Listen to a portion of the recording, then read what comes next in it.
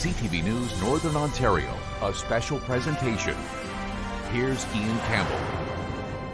Good evening and welcome to beautiful downtown Elliott Lake. Once again, we are doing something special. We know you are likely at home with your feet up, maybe relaxing, maybe spending time with loved ones. As a result, we wanted to do something special. We wanted to leave you with nothing tonight but the good news. Stories that made you smile, stories that left an impact on you, or stories that you were talking about at the water cooler the next day. Good news stories like an amazing food drive in North Bay, or how some students on Matagami First Nation got a lesson in rocket science. But first, a story that will warm your insides, a story about small heads and big hearts. Small heads, big hearts. It's the slogan for these shirts, which will see 100% of the proceeds going to the Craniofacial program at Sick Kids. We designed a little bunny riding on a motorcycle to kind of tell Harvey's journey, and it was a little nod in the design to show actually Harvey had head bandages that they made in rabbit ears. Smith's son Harvey was diagnosed with sagittal craniosynostosis at 4.5 months old and was only given 1 week's notice to get the surgery done at Sick Kids. We remove a strip of bone where the suture should be. It's like making a brand new suture. And the success of this technique relies on using a helmet to help shape the head as the head grows afterwards. One of the challenges in Ontario is the ADP doesn't cover this helmet. Harvey needed 3 helmets during his 6 months of therapy post-surgery, and Smith says thankfully they were able to access funding through the Craniofacial program to cover the cost. She adds that the program is 100% funded by donations. We like to raise enough money to fund at least one helmet, so that's the $2,550 mark. So we're going to go as long as we can. We're hoping to submit in the early new year our donation. So we've had about 40 orders on our website. Meantime, Dr. Forrest says it's critical that children receive the surgery as young as possible. Unfortunately, sometimes we see the situation where the doctor says, oh, don't worry, it'll get better. And then it doesn't, and then they refer, and by then it's not too late to have surgery, but the operation is a much bigger operation. Forrest says if you look at the province of Ontario, around 150,000 babies are born every year, and that Sick Kids sees on average 80 to 90 cases like this per year. Lindsay Alick, CTV News, Sudbury. About a 90-minute drive from Timmins and in Matagami First Nation territory is where you'll find the ideal location for firing off rockets. The non-profit organization called Launch Canada says this is the only place in the country that's permitted rocket launching to take place. We have municipal, provincial, and federal support to do this. I think there's really a vision for Canada to develop this aerospace industry, and it starts with our students, whether university or high school. And right now, the high school students in Timmins and Matagami have been top-notch and are really building the future of this industry. More than 400 students are participating, including some from Timmins, and there are teams from about a dozen Canadian universities, including Carleton, Alberta, and Saskatchewan. The McGill rocket team is just about to raise its experimental hybrid rocket, which has taken tens of thousands of work hours to build. And it's a rare moment because it takes many steps of testing to get to this point, and very few Canadian universities even make it here. But Launch Canada says there is a huge need for more rocket scientists, and this challenge is an opportunity to motivate more youths to consider rocketry as a career. There are now multiple rocket companies in Canada on a race to build the first Canadian rocket to go to orbit, because as we build our country and make one Canada strong, we need to have our own access to space. This is the 4th year Science Timmins has brought a contingent. You should see their faces when their rockets go up. It's just pure joy to see them, excitement, and everybody's clapping. There's lots of spectators here. Everybody claps when it's a good launch, and even if it's not a good launch, doesn't matter. We had one small failure this morning, but no big deal. You learn something when something fails. We just built it from a kit, so we got step-by-step instructions on how to build everything, and then we put our motors in today, and now they're ready to go. 3, 2, 1. Even though LaPointe says she wants to be an orthopedic surgeon, she says learning about rocketry teaches her how to be more innovative. Lydia Chubak, CTV News, Matagami First Nation. There's a spirit of giving in the air as the West Ferris Trojans unload carton after carton from this truck full of food and hygiene items for the food bank. Makes you feel good. Makes you feel good that we can help the community as a school and do our part. For one evening a few weeks before Thanksgiving each year over the last 18 years, the students of West Ferris get together, going out into the city collecting donations for the city's hungry. The radio station back in the day had a contest, and it was all schools were involved in it. It was sort of like a citywide competition. And for whatever reason, they stopped doing that, but we continued on with it. Sort of on the calendar, and people know it's coming. Thanksgiving's busy, but it's still consistent with the numbers that we have month over month. Around 150 students, teachers, and volunteers were out and about collecting over 10,000 pounds of food items and other necessities, and $350 in cash donations. That's a big number. We got a few congratulations, a few good lucks, because everybody around the community, the PLMP class, they would hand little papers out saying that we got the food drive coming up. The North Bay Food Bank is gracious to receive the donation, as the food collected will ensure its inventory is stocked for its food hamper program. The food bank is serving 45 households each session. Well, the demographic is changing. We had traditionally seen a lot of our seniors and single adult households, but there are families coming now and people that are working and just can't make ends meet. West Ferris is challenging the other high schools to either match their donations or try to top their number. Not going to beat us. They're not going to beat us. If your home was missed, you can still make a donation directly to the food bank. Eric Tashner, CTV News, North Bay. Love seeing that Trojan spirit. I know you're making a difference, and please know you made a huge impact in the lives of those that otherwise would have gone hungry this holiday season. There's more news to come, including a story about some sweet chocolatey success for students in Sault Ste. Marie. But first, some holiday messages from your politicians at Queen's Park and Parliament Hill. I'm Viviane Lapointe, your Member of Parliament for Sudbury. For me, Christmas is the most wonderful time of the year. May your home be filled with the warmth of family, the joy of friends, and the peace of the season. Je vous souhaite à tous bonheur et santé à l'occasion du temps des fêtes. From my family to yours, Merry Christmas and a very Happy New Year, Sudbury. Joyeux Noël et bonne année. Happy holidays from my family to your family. Hi, I'm Terry Sheehan, your Member of Parliament for Sault Ste. Marie Algoma. I also hope that you will have a healthy 2026. I'm looking forward to seeing you over the holiday season. If I can ever be of assistance, please reach out to my office.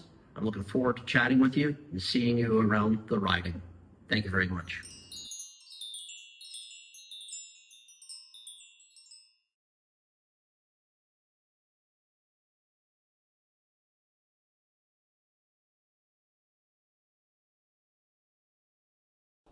Welcome back. Well, if you are just joining us tonight, we are in Elliott Lake focusing on nothing but the good news. That's right, we are shaking off the heebie-jeebies of 2025 and leaving you with nothing but the warm and fuzzies. Stories like how good neighbors are once again being celebrated in the city of Sudbury, and how some students in Sault Ste. Marie had one heck of a sweet semester. But first, here's one of my personal favorites. Northern Ontario had a record turnout for the Special Olympics. CTV's Angela Gemmell has more. These 25 athletes and coaches are on their way to Brantford for the 2025 Special Olympics Ontario Provincial Summer Games. This is the first time in 47 years of our history that we have such a big group going out to a provincial. It helps with like summer sports where there's teams. So this year we do have a team of soccer. 19 athletes will be competing in 4 of the 5 sports at the games, including 9 soccer players on the co-ed team. Athletes range in age from 12 to 72 years old. I'm kind of nervous right now. How come? Because I never did it this before. Like, I did training, but not like this. Tell me about what it took to get you to this moment. I had to really work hard to get my legs running. Athletes found out earlier this year they'd been chosen to be part of the Northeast Division, but for some, this event is just about getting to play a sport they love. What do you love about soccer? Because it's a fun sport. How come? What do you get to do? Lots of hard work, training. I really love soccer because it's a good sport, a good team sport to play, because all my teammates, all my coaches, I love so much. I love playing soccer for a tiny kid. With my dad's my coach. Once you get there, do you have a strategy for how you're going to win, or at least do your best? I'm going to get best and then be brave. And be brave? Yeah. Special Olympics celebrates the abilities of both children and adults with intellectual disabilities. It's like a family to me. It's like lots of friends and stuff and hang out. I love being Special Olympic because you get to meet a lot of people and stuff. Throughout the weekend, a total of 900 athletes from all over Ontario will compete in 5 sports. Winners will move on to Team Ontario's contingent at the Special Olympics Canada Summer Games in Medicine Hat, Alberta next year. Angela Gemmell, CTV News, Sudbury. Move it to the side here. It's been a sweet semester for some high school students in the Soo. The Algoma District School Board purchased the Sweet Change Chocolate Company last year and converted a section of White Pines Collegiate for the new chocolate making operation called Sweetened. Board staff and Sweetened employees now work alongside students to produce the chocolate and run the business. They're eager to learn, so it's easy to teach somebody that wants to learn. But, I mean, overall, prospectively, they've been doing great, learning and being patient, just one step at a time, teaching them, and then it works out at the end. Everybody loves chocolate. It makes everybody happy, and students are actually more engaged. We're seeing attendance increase.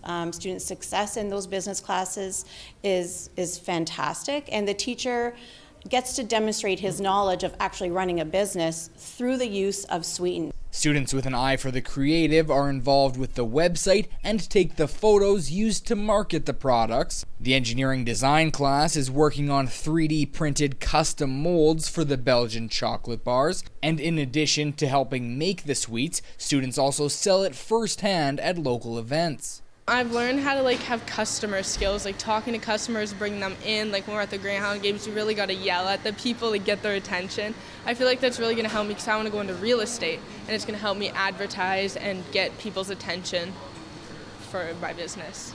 Students we spoke to say this hands-on learning makes them confident in their abilities to enter the working world, and seeing their contributions as part of the business only makes that confidence grow. It was actually very, very rewarding. When I walked into the Sweetened shop this morning, I seen one of my pictures that I had come up with on one of their doors. So it was just really nice to see that it was going towards something good.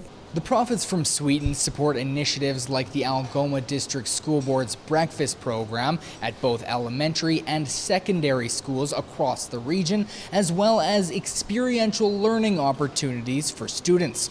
Corey Nordstrom, CTV News, Sault Ste. Marie. Award winners for the Incredible Individuals category were with friends and family of all ages on their big night cheering on other winners. The Good Neighbours Award, and it was neighbors nominating neighbors, so it wasn't a politician picking out people, it was the community recognizing people in our community. The award is not just about the people receiving the award, but also those who nominated them. There's people who are nominating them who recognize how good they are, and so it just lifts our spirits. It's rewarding for us as much as it is for the people who are winning. I work to serve my community, and it's an honor to be to receive this nomination, receive this award. But it's for the community members that are sleeping outside that I'm here right now, and I'm trying to get awareness out for that because we have children sleeping outside, and I take that home with me. It feels incredible. I think everyone in Greater Sudbury needs to know who Melissa is. She does so much work for everyone who's still actively in addiction and struggling, and I think she really touches very many people's hearts and just gives everyone hope that there is a chance to change. West says that Sudbury is a community that cares, and these feel-good awards are a reflection of the community. The number of times where we reach out to the person, because sometimes they don't know they've been nominated, and they'll say, like, I didn't do this for an award. And we're like, yeah, but just somebody wants to recognize your good work. It is important to look for the good. It's important to remind yourself that there's good people out there doing good stuff. Although this dinner was where most individual winners were recognized, private recognitions are still happening, and the Outstanding Organization Awards are still being handed out. Madison Marier, CTV News, Sudbury. Who doesn't love a good neighbor? I know I had quite a few in New Sudbury myself, and I recently moved to a new community, so I'm hoping to meet a few more. If you're my neighbor and I haven't met you yet, feel free to stop by and say hello. There's more good news to come here in Elliott Lake. Stay with us. You are watching the good news of 2025.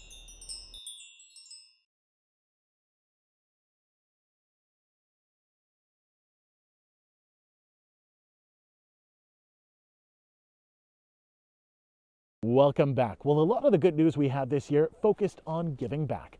Whether it was a golf tournament that raised some much needed funds for Health Sciences North, or the police who had the chance to invite some superheroes over to the hospital to say hello to some little patients. There was also a fitting end to a prominent sculpture in the Nipissing area. It's not a bird, it's not a plane, but it is for a good cause. Making its high-flying return is Superheroes for Little Heroes, where a large crowd gathered hoping to catch a glimpse of their favorite caped crusader. I want Spider-Man. Spider-Man or Wonder Woman? Spider-Man. I like the Superman superhero. What do you like? Spider-Man? Lots of them? Lots of them. Behind the masks are Sudbury police officers who trade their tactical gear for capes. Their mission is to repel the side of Health Sciences North to bring joy to the crowd outside and the children inside the hospital who are fighting battles of their own. I get the satisfaction of being that hero that everyone loves going down on ropes, so it's an honor to take that kind of superhero picture that kids look up to. I think everybody is super in their own way, and I think no matter what challenges our youth are facing today, they have super amazing qualities, and we need to celebrate that with our youth as well as with our adults. And it wasn't just two-legged heroes taking part. For the first time, a member of the K-9 unit participated with help from his handler. While the event is meant to bring the community together, it also doubles as a fundraiser in support of pediatric care. The money is going to some priority items and equipment that will help keep kids closer to home, because that is our priority here, is to make sure that kids aren't traveling down when they're unwell and staying here close in the community. We often say, you need to see beyond the uniform, see us as humans that live in this community, and we're looking to build relationships, not only with the community, but with our youth. The Superheroes for Little Heroes event have been grounded since 2019 due to the pandemic, and what a comeback this year was with its highest turnout yet. Organizers say they already have a big surprise in store for next year. Amanda Hicks, CTV News, Sudbury. It was a prominent sculpture on the North Bay landscape for 3 decades, but now the Nibissing sculpture has its final resting place at the Canadian Ecology Centre. It's important that we not be seen as people of the past, that we're still here. It was first erected in September 1988 as part of a series of carvings called the Trail of the Whispering Giants, created by Florida artist Peter Wolf Toth. The purpose of my work is important, that it honors people facing injustice. For 3 decades, it stood at the corner of the Seymour Street and Highway 1117 bypass beside the former home of the Dion quintuplets. Brought a lot of people to North Bay in terms of seeing it, because it was the first statue outside of the States. When the house was moved in 2018, the sculpture was hauled away into storage. Over time, it started to crack and was no longer suitable for relocation. More importantly, as First Nation cultural advisor Morris Switzer explains, while it was made with the best intentions, it's not culturally appropriate today. It's not considered appropriate that any peoples, whether they're black, white, yellow, or red, to be mascots or stereotypes or caricatures. So a small ceremony was held to welcome the sculpture to the Samuel de Champlain Provincial Park, where it can be used as an educational tool before nature will eventually take its course. Understanding the current culture that we're in and the current situation, it's a great opportunity in terms of how to bring it back to Mother Earth in a respectful way. Murray Sinclair said, education got us into this mess, and education will get us out of this mess. Toth is happy with the outcome. He's hoping people who visit the sculpture will reflect on injustice Indigenous people have faced over the years. These statues are made to honor the First Nation in Canada. Eric Tashner, CTV News, Mattawa. Later this month, golfers are going to converge on the Idlewild Golf and Country Club to raise money for the Health Sciences North Foundation. The money will be allocated to mental health and addiction services. So mental health is a priority, and it's not something you can always see with the eye, but it's just as serious to us. And we see over 14,000 outpatients a year, and that number continues to rise. Dr. Riedu Koka is the president of the Sudbury District Medical Society, who is hosting the 9-hole tournament and dinner. As a psychiatrist, he says there are a number of factors for the increase in mental health issues. Socioeconomic conditions, employment problems, and also substance use seem to be on the rise, especially in the Northern Ontario, and Sudbury is not an exception here. So that seemed to be the problem we're facing it. Dr. Koka says, on a positive note, people are feeling more comfortable about accessing help with mental health. The stigma still exists, but much better now. People are educated. People seem to be coming forward more and more without that stigma being attached to their illness.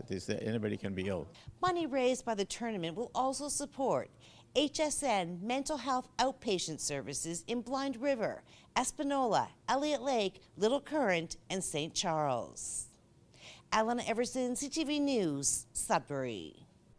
That's our good news for tonight and our last newscast of 2025. On behalf of all of us at CTV Northern Ontario, we want to wish you a very happy, healthy, and safe new year. And a big thank you to the city of Elliott Lake for once again hosting us tonight. We leave you with some of that fantastic telethon talent we had earlier in the month, and a big thank you to those of you who donated. We raised some much needed funds to make sure everyone had a happy holidays. We'll see you soon. Until then, thanks so much for watching. Good night. Stockings are hung with care as children sleep with one eye open. But now there's more than toys at stake, 'cause I'm older now, but not done hoping.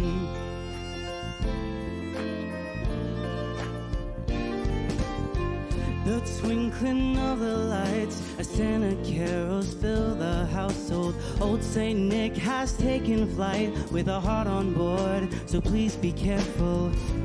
Each year I ask for many different things, but now I know what my heart wants you to bring.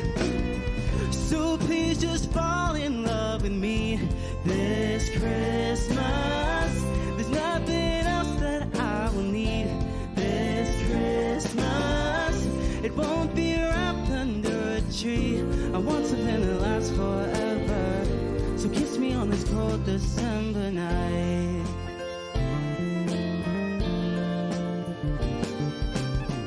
A tree that smells of pine, a house that's filled with joy and laughter. The mistletoe says stand in line, but loneliness is what I've captured. Oh, but this evening can be a holy night. So cozy on up by the fireplace and dim those Christmas lights.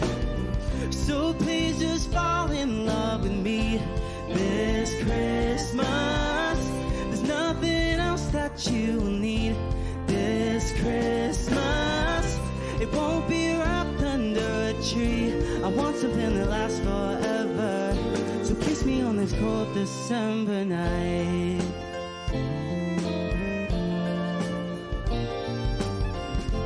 Call it season of giving. I'm here, I'm yours for the taking. They call it the season of giving. I'm here, I'm yours. So please just fall in love with me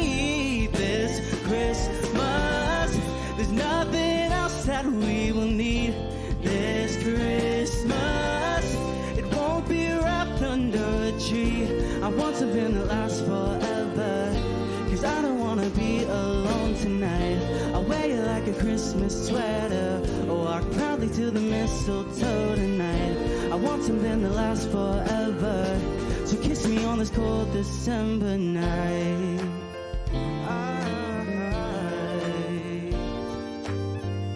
They call it season of giving. I'm here, I'm yours for the taking. They call it season of giving. I'm here, I'm yours.